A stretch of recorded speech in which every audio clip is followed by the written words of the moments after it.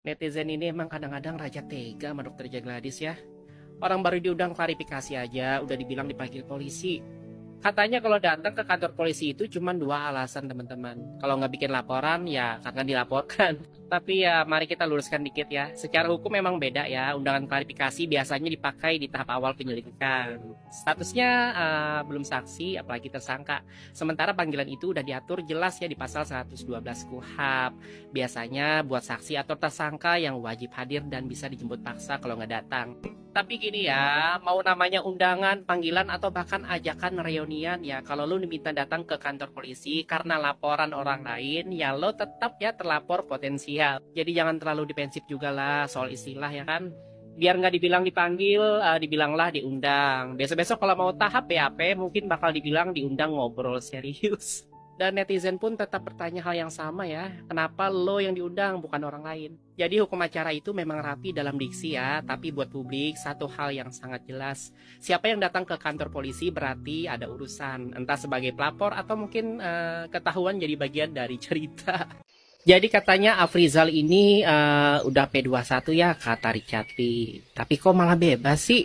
Kata Richard Lee lagi dia tuh bukan bebas guys, itu cuma penangguhan penahanan dan katanya lagi atas izinnya Richard Lee. Hah? Izinnya Richard? Ini laporan polisi atau izin orang tua buat main malam-malam sih? Guys, di hukum pidana itu P21 artinya berkas udah lengkap dan penanganan lanjut ke kejaksaan. Jadi kalau Bapak Afrizal udah P21, penahanan atau penangguhan itu bukan lagi urusan polisi, apalagi urusan si pelapor. Jadi kalau Richard Lee itu bisa ngatur penangguhan, itu bukan pelapor, itu kuasa Tuhan. Apa jangan-jangan habis ini Richard Lee juga bisa ngatur jadwal sidang? Keren banget jadi pelapor premium. Tapi buat kalian yang udah siap baper karena idola kesayangan kalian disinggung, tenang aja guys. Video ini cuma buat kalian yang udah sembuh dari fanatisme atau dari kepintaran. Kalau kamu masih fans garis keras, scroll aja deh. Atau ngaji dulu bentar. Coba kita runut logikanya ya terkait kasus ini. Jadi 2022 katanya Afrizal memeras. Dilaporin dan jadi tersangka. Tapi katanya juga udah dimaafin oleh Richard Lee. Bahkan dikasih uang buat usaha di Medan. Lalu setahun kemudian katanya jadi DPO, tapi dia di Medan dan Richard katanya tahu tapi nggak ngarahin penyidik ke sana guys. Terus sekarang dia bebas katanya karena izin Richard Lee.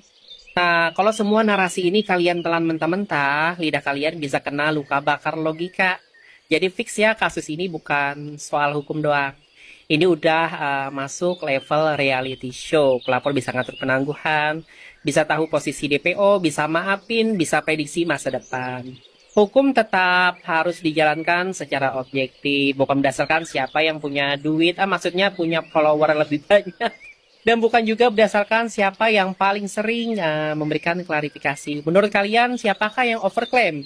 Dokter detektif kah atau Richard Lee? Kemarin sidang mediasi antara Nikita Mirzani dan Dr. Reza Gladys digelar. Menariknya keduanya sama-sama tidak hadir. Nikita Mirzani ya jelas ya masih di rutan Pondok Bambu. Kalau Reza Gladys mungkin biar fair kali ya, biar nggak kelihatan Nikita aja yang takut. Maksudnya biar nggak kelihatan Nikita aja yang absen. Atau mungkin masih mantau di parkiran ya kayak minggu lalu. Siapa tahu kan. Yang pasti mediasi akan dilanjutkan pada tanggal 1 Juli 2025 mempertemukan para prinsipal langsung. Tapi sebelum itu kita dapat cuplikan dua kubu kuasa hukum yang cukup menarik. Satu hal yang terpenting, tanggal 24 itu kunci dari masalah ini, ada tidaknya tindak pidana pemerasan tanggal 24 nanti akan terbuka. Oke? Selama ini saya sudah nyatakan tidak pernah ada tindak pidana pemerasan. Semua akan terungkap, terbukti pada saat proses pembacaan dakwaan tanggal 24. Oke? Itu yang paling penting. Kalau perjanjian lisan seharusnya tidak ada yang boleh tertekan seperti kami sampaikan. Nah, kemudian lanjutannya adalah dilakukan mediasi lanjutan tanggal 1 Juli. Itu sudah pasti dia merasa tertekan ya terhadap produknya yang diburuk-burukan mulai Oktober 2024 dijelek-jelekkan bahkan. Sekarang mari kita gunakan logika. Kenapa sih dua pengacara punya pendapat yang berbeda? Wajar guys. karena masing-masing membela klien. Kalau sama ya nggak perlu sidang. Tapi kita bisa tarik garis logikanya ya. Ini kronologi berdasarkan narasi kuasa hukumnya Dr. Reja Gladys dan berdasarkan cuplikan-cuplikan rekaman suara yang beredar. Jadi pada Oktober 2024 Nikita Mirzani dikatakan membahas bahkan disebut-sebut menjelek-jelekan produk Reja Gladys di media sosial. Kemudian Reja Gladys tidak melapor polisi ya, tidak memblokir dan tidak membuat klarifikasi terbuka. Malah berkomunikasi dengan Dr. Oki. Dari Dr. Oki, Reja dapat syarat ya. Ini menurut pengakuan dari kuasa hukumnya Dr. Reja Gladys. Bahwa untuk menghentikan ini semua sumpel aja mulut si NM. Itu inti dari percakapan dalam video tersebut. Terima kasih. Jadi kata pengacaranya Dr. Reja Gladys, kalau Nikita Mirzani mau diam, selesaikan secara damai ya kasih uang aja. Gitulah intinya ya. Setelah itu Reja Gladys memilih sendiri untuk berkomunikasi dengan Mail ya, asisten Nikita Mirzani. Dan disitulah terjadi negosiasi, deal-dealan, dan transfer.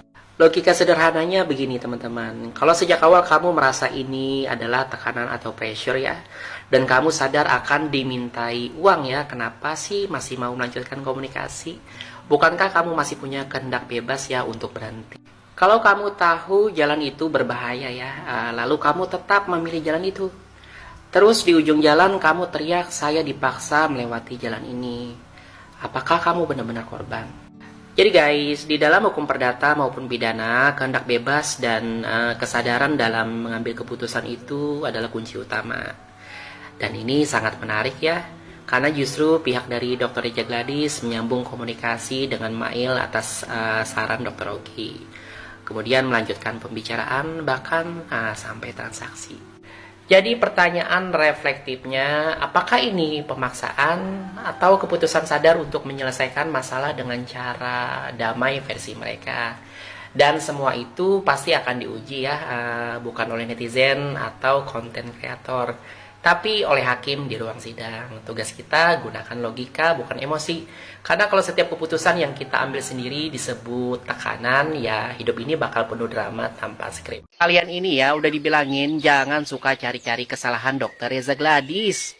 Orangnya tuh lagi fokus mau mediasi katanya. Tapi bentar deh, ini mediasi sama siapa ya? Sama Nikita Mirzani, bukan sama yang katanya korban skincare? Tapi jangan dong cari-cari kesalahan. Ya seperti itu. Korbannya 2023 katanya. Tetapi lapornya 2025. Lah emangnya sakitnya lama kok sekarang lapor? Ini kan mencari-cari kesalahan. Artinya jangan sampai publik itu malah terkecoh. Seolah-olah semua konflik ini cuma urusan antara artis lawan dokter. Padahal di sisi lain Bang Fahmi Bahmid itu jadi kuasa hukum korban skincare yang kasusnya terpisah. Nah ini penting loh. Dan kalau ada yang bilang, loh kok Bang Fahmi ini kuasain dua-duanya sih, serakah banget nih, kita iya korban skincare juga iya. Kayaknya lupa deh bahwa advokat itu profesi bebas.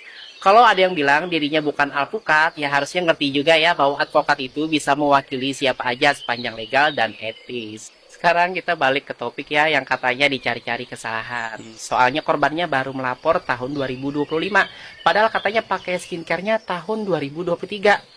Wow, ini mau nuduh korban telat sadar atau justru ngaku secara tidak langsung ya bahwa produk itu memang beredar di tahun 2023. Kalau katanya itu dibeli tahun 2023, jadi pernah ngaku jualan dong. Dan soal laporan yang katanya telat, yuk mari kita buka wawasan sedikit ya teman-teman. Banyak korban, apapun jenis kasusnya butuh waktu untuk melapor. Butuh pulih, butuh berani, dan yang pasti butuh sadar bahwa yang mereka alami itu abnormal. Jadi ya kalau memang nggak ada salah, mau dicari juga nggak bakal ketemu. Tapi kalau memang ada jejak-jejak yang ditinggal, ya kadang tanpa dicari pun bisa muncul sendiri. Jadi guys, mari kita bantu sama-sama, bukan tutup-tutupi fakta ya, tapi buka-bukaan logika. Dan buat yang masih ribut, Bang Fahmi pegang dua sisi, tenang. Beliau advokat bukan alpukat, kerja pakai otak bukan pakai blunder, maksudnya pakai blender.